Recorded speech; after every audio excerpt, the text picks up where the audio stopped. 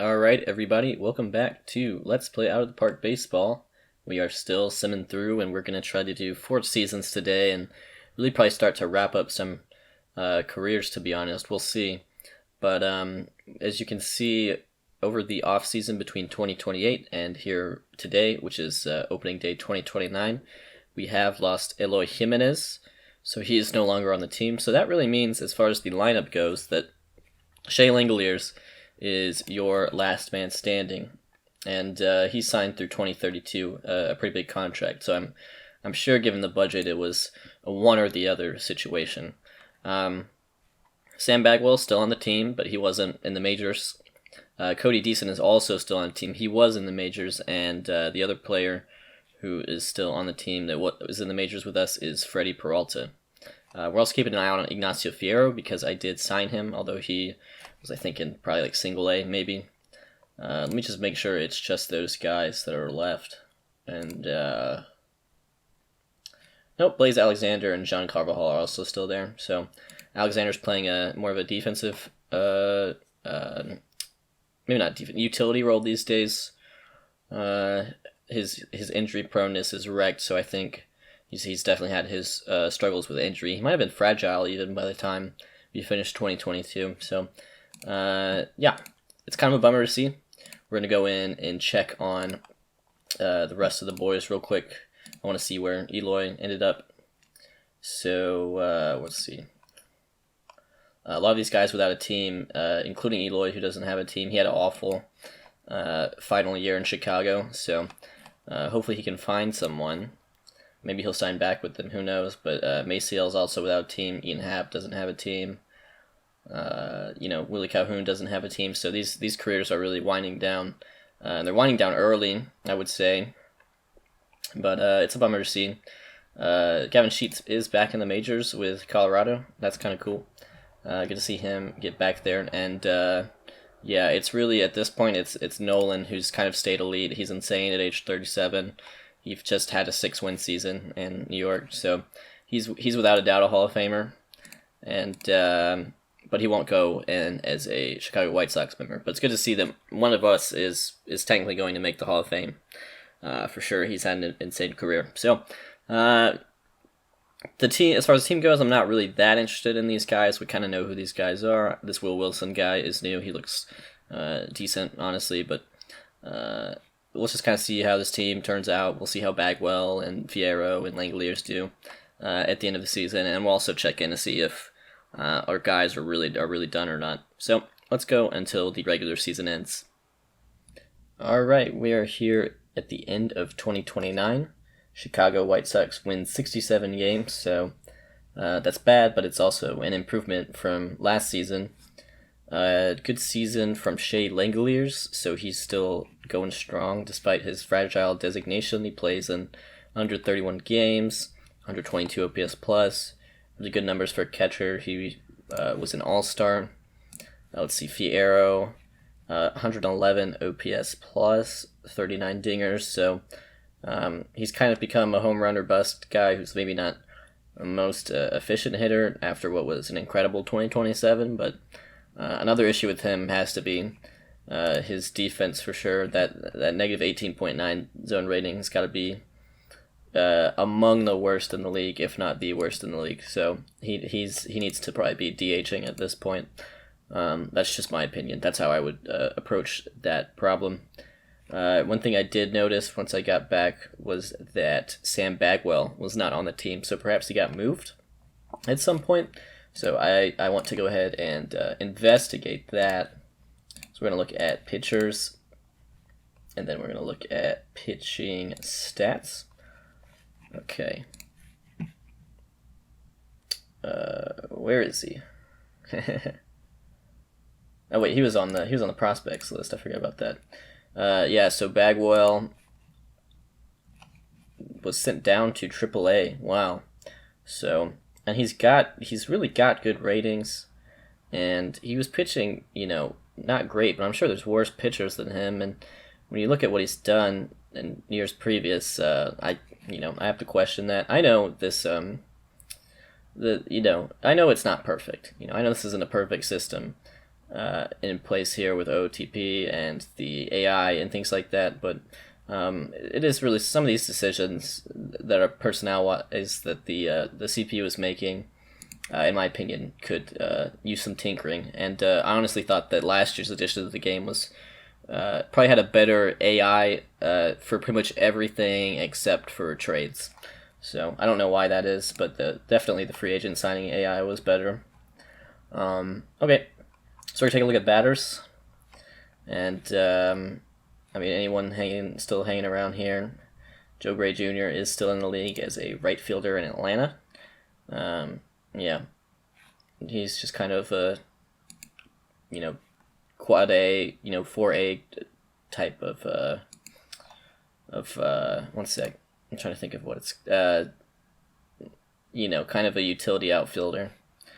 Then we have Brandon Davis, who's kind of shown up, and he put together a little bit of hitting in Miami and Atlanta, so good for him for making the majors and making the most of his opportunity. One guy I did want to check in on is Doug Evans, and he's been quite good the past few years in Arizona, so he's turned into a really solid player. He's a two-time All-Star. Just go take a look at the active roster guys. Arenado, still a good year. Linger, still a good year. Rutherford has an injury that he suffered in June, but he was playing all right up until that. So, like I said, he's still going to be in Houston for a while, it looks like, and he's still kind of chugging along with his career, although he never quite reached the heights that he had reached earlier in his career. After 2023, kind of fell off a little bit, I would say, but still a good career for him. He's been a great player. Moncada, playing first base now, played 2029 with Milwaukee, and yeah, he's looking like he's running out of steam here at age 34, and these things happen. Willie Calhoun did not find a team for the year, so he may be done. And then I would be amiss to forget Blaze Alexander, so he just a defensive specialist at this point. His bat's kind of failing him, but he does have utility in the fact that he can play 3 infield positions really well. So that's kind of where we're at right now. It's certainly not a positive outlook, but we're just trying to get through this last episode and these next few seasons, and then we'll kind of have a look back in the next episode. So we are going to go now until opening day 2030. So I will see you guys then. All right, 2030 now, opening day. Langoliers still with his spot in the lineup, and ratings still looking pretty good. Let's see if Bagwell is back in the ace position, which is, honestly, given the rest of the team, probably where he belongs, so I'm not going to complain about that. If Ignacio Fierro will still be batting third, will still be playing right field, probably badly, just because he has absolutely no outfield range. The arm's nice, but absolutely no range. That's killer. Yeah, I wanted to check in on some of the guys. I think we might have some retirements coming in from guys that were pretty big deal. So let's go to the default. And Moncada is a free agent, still not yet signed. Jimenez also not signed. Did he play last year? No, he didn't. He didn't play last year at all. So he should be able to find a team, I think. But what are you gonna do? Alec Boehm not signed, and I was gonna look at Willie. Yeah, Willie Calhoun's retired at age 35. Well, actually, he didn't play till after he was 33, but definitely did his most damage as a member of the White Sox. He had over 300 career home runs and nearly 1,000 career RBIs, 130 career OPS plus. So a fine career for Willie. It's been an honor. Yeah. Okay. So that's all. Let me check in on some of these pitchers as well. Just trying to do this real fast. A lot of these guys are retired now. Paxton's retired. We knew that. Denneberg's retired at age 30. It looks like, or he retired a couple years ago. Adbear retired. Scott Alexander retired. Scott Alexander pitched until he was 35 at least. He was a pretty great pitcher for us, but he was a pretty great pitcher for most of the teams he pitched for, it looks like, besides Atlanta and San Francisco. He also did grab another ring in 2023 with Atlanta, even though he was bad, so good for him. Jorge Ruiz. I look at Alcantara, because we haven't looked at him in a while. So Alcantara, at age 34, is still going strong. He's, now he started 13 games for Detroit. And before that, he had pitched really good in relief for St. Louis. That was his 2029. So he is still doing his thing. And I'm happy to see that, because he was probably our most important bullpen piece in 2022. And he started some games as well. Ruiz is still trucking along. He's still having pretty solid seasons in St. Louis, it looks like. So even at the age 36, the player that he became was such a great surprise considering the trade. And he's been in the majors for 10 years now. So he's going to be one of those guys that it's probably going between him, Alcantara, and Langoliers for, who lasts the longest, I think. I think that's how it's going to turn out. So, with all that in mind, we're going to go ahead and skip to the end and see how everyone did. 2030 ends, and it's the White Sox with 78 games, and in a very weak AL Central, they only finished 5 games out, so, it's possible, just due to the weakness of their division, that they could be in the hunt next year if they make some of the right moves. Bagwell kind of returns to be the best pitcher on the team, so that's good to see, although he wasn't exactly incredible. He was, good enough. I wanted to look at Langoliers as well.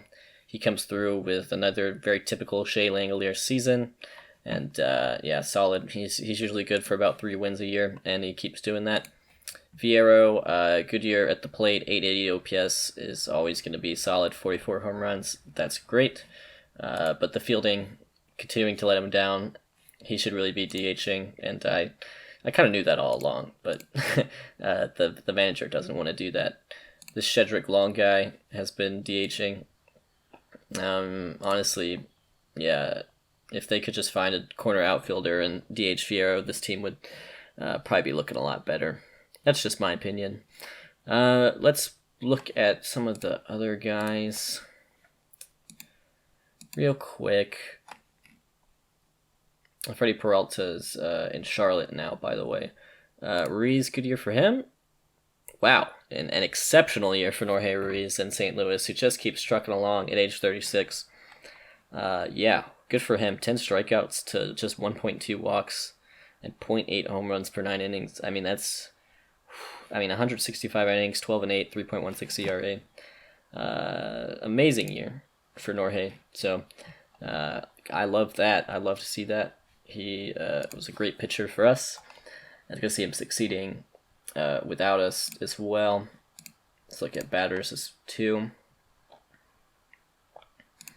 Blaze Alexander, once again, just kind of splitting time, doing utility stuff. Still on the team. I'll give him that. Blake Rutherford has been moved to left field, which doesn't shock me. Not too much to say about this year. He's wrecked injury-wise. His career since he pretty much went to Houston has had some pretty bad injuries, including this torn latimus dorsi muscle in 2027 and this ruptured MCL in 2029 and missing 4 months with blurred vision in 2028. So, yeah, he's really kind of winding down. Moncada in Miami. He actually comes out and finishes with positive WAR, so I'll give him that. 35 years old now.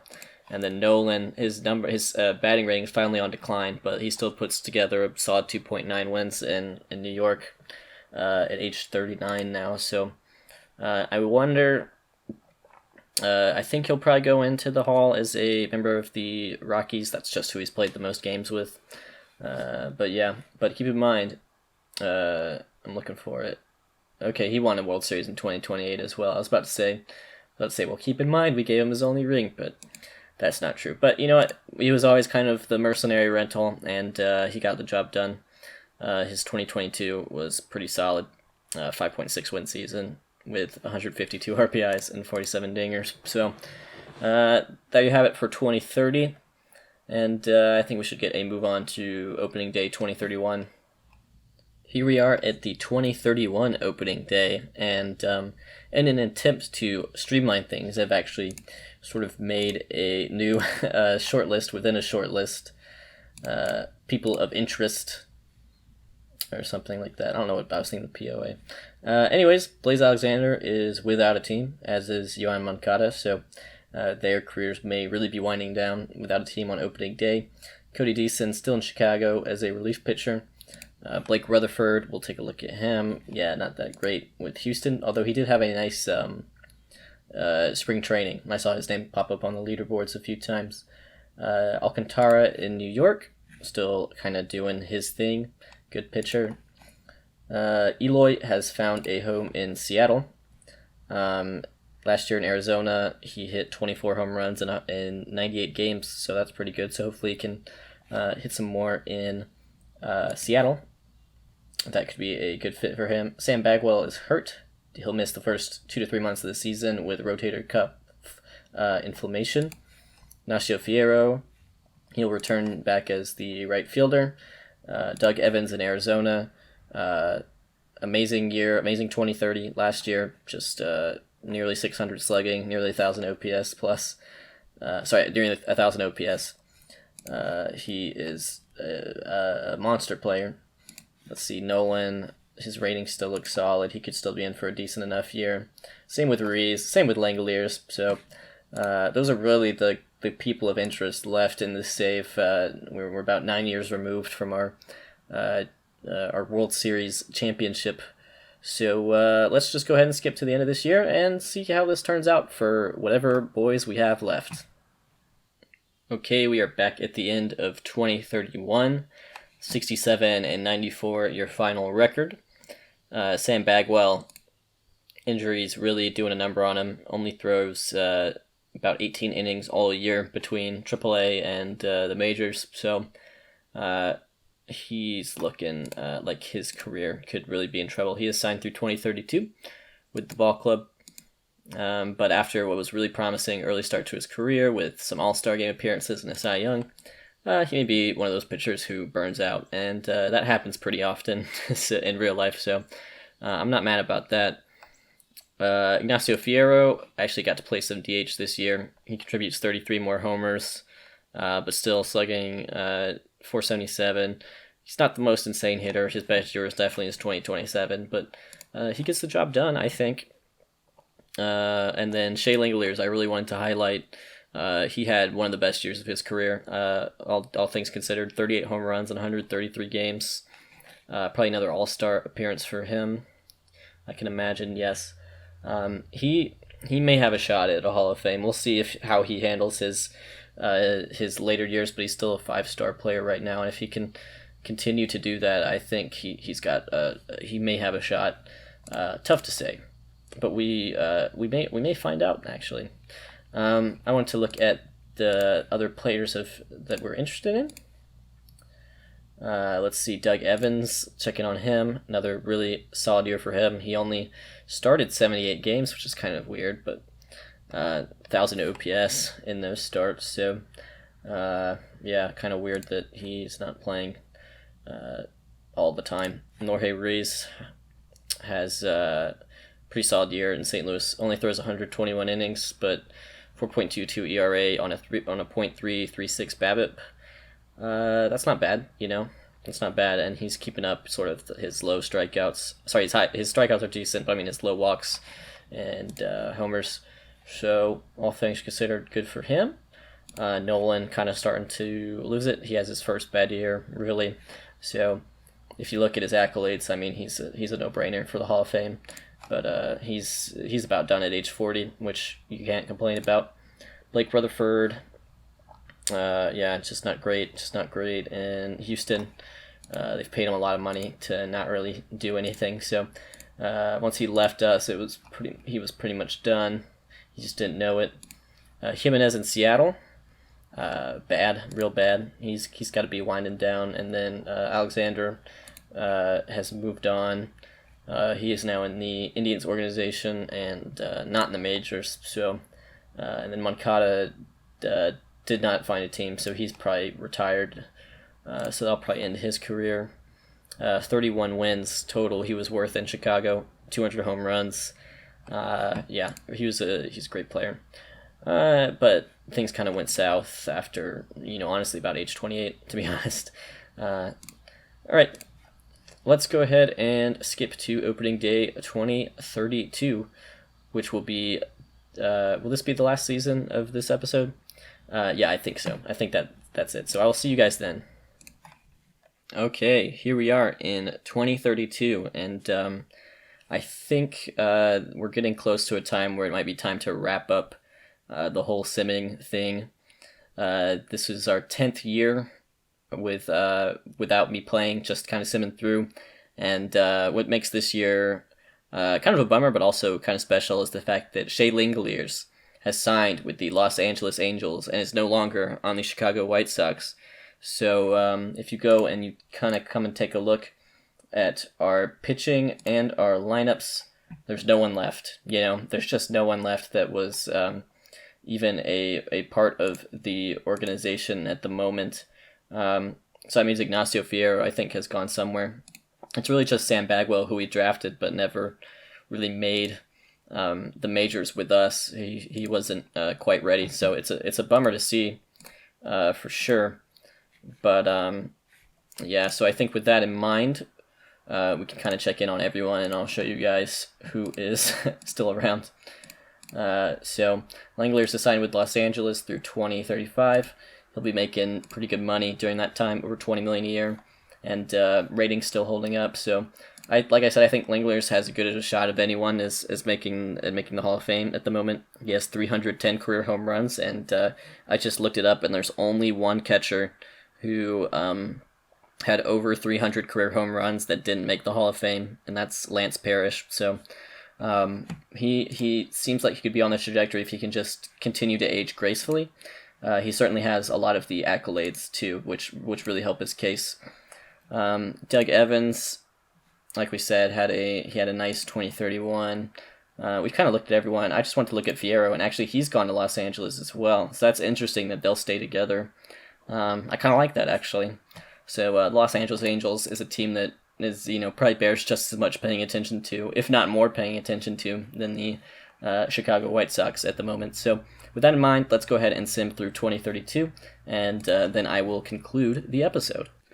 Okay, gang, we finished 59 and 103.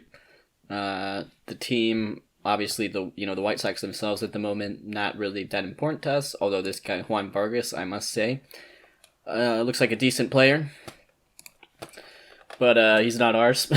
So let's check in on our short list of the guys who are still around 10 years later. We got Shea Langeliers. He played 138 games, did his things, hit 27 homers, 4-win season. So he's still, OPS over 800. He's still doing his thing, and I'm a big fan of his. We'll see.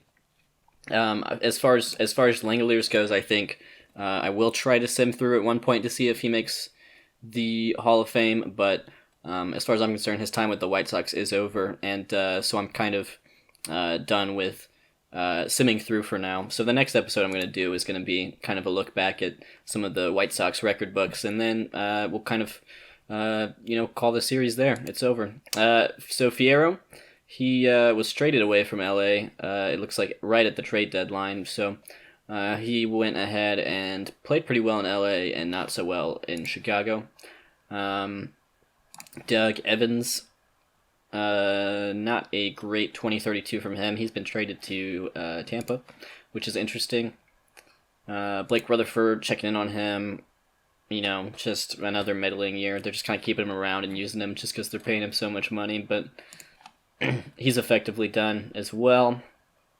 And then Jorge Ruiz, he's kind of hit the real end of his career, but it took him until age 38 to do it. So what a fantastic player he was for us, and he was also very good in St. Louis as well. So 40 career WAR, 2,000 career strikeouts, 129 career wins, ERA plus of 112. I mean, that's an incredible career for him, honestly. So, yeah, this feels like sort of a sour note to kind of end the series on. I know we're still gonna look at the record books in an upcoming video, but guys, it's been a real blast doing this series with y'all. I know this is getting sort of a post-mortem, so to say, these last few episodes. The series really ended at episode 25, but I really wanted to know how some of these careers turned out, and I think you guys deserved